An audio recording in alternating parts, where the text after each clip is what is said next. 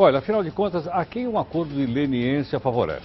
Essa é uma das perguntas que a gente vai fazer para a nossa entrevistada, a procuradora Samantha Dobrowski, gentilmente aqui conosco.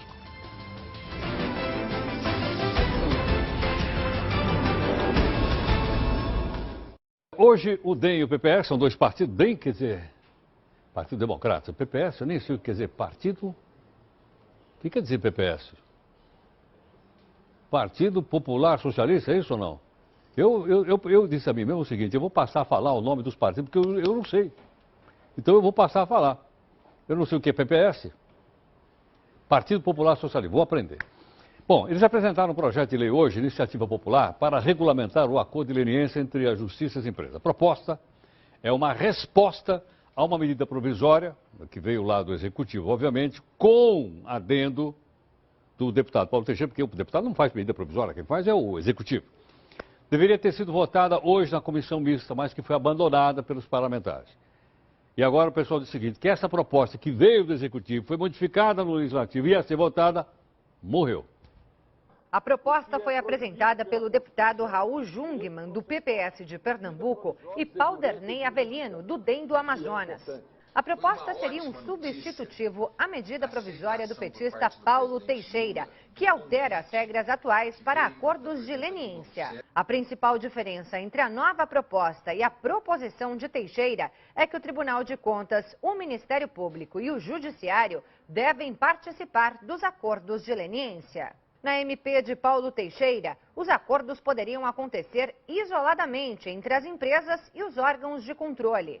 Jungmann destacou que a nova proposta visa impedir que os acordos atrapalhem as investigações de casos de corrupção, como a Operação Lava Jato. Porque ela representa, entre outras coisas, um atentado ao trabalho da Lava Jato. Representa um esbulho à Lava Jato. Representa um incentivo à corrupção. E por isso é que os partidos aqui presentes, conjuntamente com a sociedade civil, estão promovendo essa proposta de substitutivo global. Já o deputado Efraim Filho, do DEM da Paraíba, foi ainda mais duro nas críticas à proposta de Teixeira. O que é que representa esse projeto de lei trazido hoje pela sociedade civil organizada? É dizer que o nosso ordenamento jurídico ele precisa de um instrumento eficaz para o acordo de leniência e não para o acordo de conveniência. Porque é isso que a MP 703 está trazendo no seu texto final. Acordo de conveniência que possibilita, inclusive, conluio entre as partes diante da realidade que a Operação Lava Jato está trazendo a todos nós.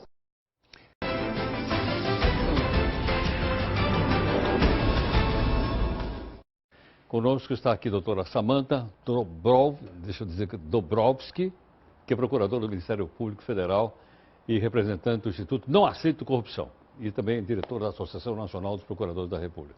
Doutora Samantha, como é que eu pronuncio o seu sobrenome? É de origem polonesa ou não? Boa é noite. polonesa? Polonesa. E como é que eu pronuncio? Dobrowski. Dobrowski. Dobrowski. Ok. Preciso treinar. Imagina. Doutora Samantha, qual é a importância que tem, então, um acordo de leniência na sociedade? Para que ele seja aberto, transparente, etc. Bem, primeiro é preciso buscar explicar o que é esse instituto, né? O acordo de leniência, ele é ao mesmo tempo um meio de investigação para apuração de ilícitos e um meio de defesa, né? Pode-se dizer, grosso modo, que ele é a delação premiada para empresas. Ele é uma delação premiada para a empresa? É a colaboração premiada, a delação... É uma comparação, uma analogia para se tornar mais claro para o leigo, né? Através dele, a empresa infratora, né, porque ele se realiza no âmbito civil, no âmbito administrativo, a empresa não comete crime, não existe responsabilidade penal de empresa, salvo em matéria ambiental, né? Mas comete infrações variadas e os seus sócios, dirigentes ou funcionários, sim, ao cometer infrações variadas no âmbito civil, também podem cometer crimes. Daí a necessidade de um acordo de leniência, que ele vale para a esfera civil e administrativa, para as infrações no âmbito administrativo e no âmbito da probidade administrativa, também tem alguma repercussão penal, porque aí ele se torna mais atrativo para todos os envolvidos em ilícitos, né? Então, o acordo de leniência é uma forma de cooperação que a empresa infratora da qual ela pode se valer negociando com o Estado, com os agentes de investigação do Estado, para buscar um benefício de redução das penas que lhes seriam aplicáveis, multa, publicação vexatória por ter cometido ilícitos na esfera anticorrupção, e outras proibições de contratar, por exemplo, outras restrições às suas atividades, desde que ela coopere efetivamente com as investigações, revele fatos ilícitos desconhecidos por parte das autoridades, indique o caminho da prova, documentos, enfim, não só indique os fatos, mas também como comprová-los, e se disponha também a desenvolver mecanismos de integridade, chamado compliance, ou se ela já possui escritórios de compliance internamente. Compliance o que é? A conformidade com as leis, né? Agir de acordo com as leis na sua operação comercial, empresarial, ou melhorar os seus escritórios internos, ou adotar boas práticas e mecanismos internos para evitar ilícitos. Qual é a importância que tem a participação do Ministério Público quando uma empresa está negociando um acordo de leniência? Eu diria que a importância é fundamental para dar segurança jurídica a esse acordo do ponto de vista da própria empresa infratora, né? Na esfera anticorrupção, né, da qual se trata quando se fala do acordo de leniência, os ilícitos, eles são, ao mesmo tempo, fatos que atingem a moralidade administrativa, a lisura de contratos e também crimes, e esses reservados às pessoas físicas ligadas às empresas, né? Dessa forma, usualmente já haverá, ou fatalmente haverá, uma investigação criminal realizada pela polícia e pelo Ministério Público. Ou seja, isso em cima dos dirigentes? Em cima dos dirigentes, né? Porque não dá para botar a empresa na cadeia. Não, mas os fatos são relacionados, certo? E, além disso, o Ministério Público, por atribuições constitucionais que lhes são especificadas no texto da Constituição, tem o dever de fiscalizar e defender a moralidade administrativa e o patrimônio público. Agora, então, mesmo em sede administrativa, digamos, um acordo entre a empresa e o órgão público lesado, esse acordo pode vir a ser fiscalizado, deve vir a ser fiscalizado pelo Ministério Público no exercício da sua função de fiscalização. Posso entender? Daí, só complementando, desculpe, daí a importância de o Ministério Público ter acesso desde o início a essas tratativas, porque, de um lado, ele tem uma visão mais ampla, porque ele faz também a investigação penal. A sociedade. Do outro, representa a sociedade e é um órgão, uma instituição isenta do ponto de vista de ligações, eventualmente partidárias, ou mesmo por estar atrelado ao poder lesado, ter um interesse no ressarcimento. Não, o Ministério Público defende o Posso entender, então, que uma ação de leniência não pode terminar simplesmente, não, a gente reconhece que realmente nós fraudamos, eu vou pagar aqui a multa e fica tudo por isso mesmo.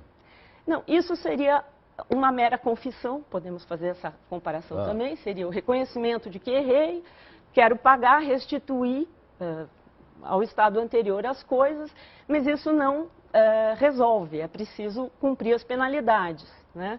No acordo de leniência, não se trata simplesmente de reconheço meu erro e vou pagar, então vamos eventualmente fazer uma facilitação no pagamento, um parcelamento, vou apurar esse pagamento, coisas do gênero. Isso seria uma transação possível, independente da leniência. Na leniência, o que se procura é prestar uma colaboração com a investigação e obter um benefício.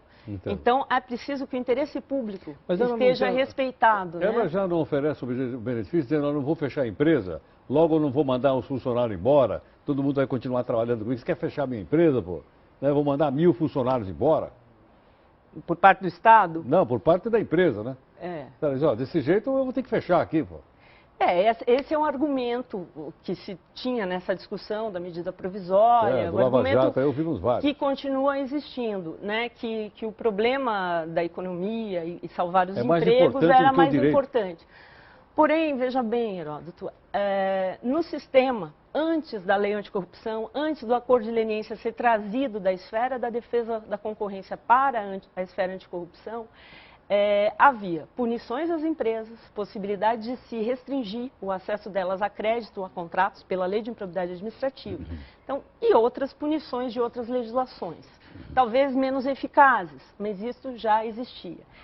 E na Constituição, você tem, ao lado do princípio da livre iniciativa, digamos, do direito de autodeterminação, inclusive para empreender, os deveres, né?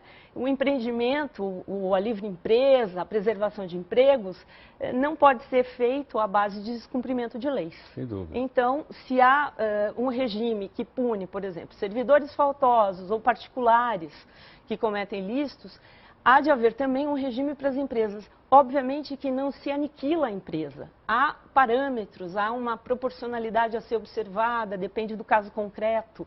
Então, há um discurso um pouco fatalista de que o fato de se fazer cumprir a lei equivalerá a destruir as empresas, a expertise, o capital e os empregos. Acho que isso não pode ser atribuído a faltas que efetivamente ocorreram e à investigação que existe, né? Claro. Doutora Samantha, fica mais um instantinho aqui conosco, para a gente continuar a nossa conversa aqui no Jornal. Só um instantinho, por favor. Doutora Samantha Dobrovolsky, procuradora do Ministério Público Federal, aqui conosco. Doutora Samantha, a gente pode entender, né, que a sociedade ela começa a se conscientizar da importância que tem o Ministério Público como seu representante, o representante da cidadania, em várias situações do país? Eu acredito que sim, especificamente nos últimos 3, 4 anos, desde posso chamar de cruzada contra a PEC 37, que pretendia restringir os poderes de investigação do Ministério Público, deixá-lo à margem de qualquer investigação, que seria absurdo, porque se você pode processar, deve poder checar as informações, aquilo que levará ao processo, né? A sociedade teve um papel relevantíssimo naquele momento, manifestou-se, tomou as ruas, foi no ano 2013, né? No meio daquelas jornadas. E eu acho que de lá para cá isso tem ficado claro nas manifestações de rua, especialmente, e é uma conscientização que já vem de alguns anos. E acho que a sociedade tem entendido isso, né? A sociedade apoiou o Ministério Público. Apoiou o Ministério Público. Apoiou o Ministério Público, foi relevantíssimo o apoio.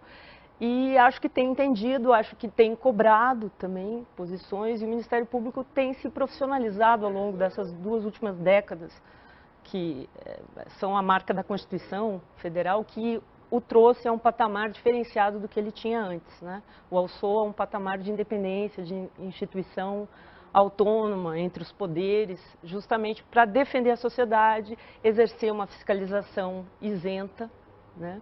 E dar voz aos excluídos de todas as linhas, em todos os setores, porque também tem um papel importante na defesa dos direitos humanos. Perfeito. Doutora Samantha, muito obrigado pela gentileza, prazer em conhecê-la. Eu que agradeço. Então, um abraço do Roberto Liviano.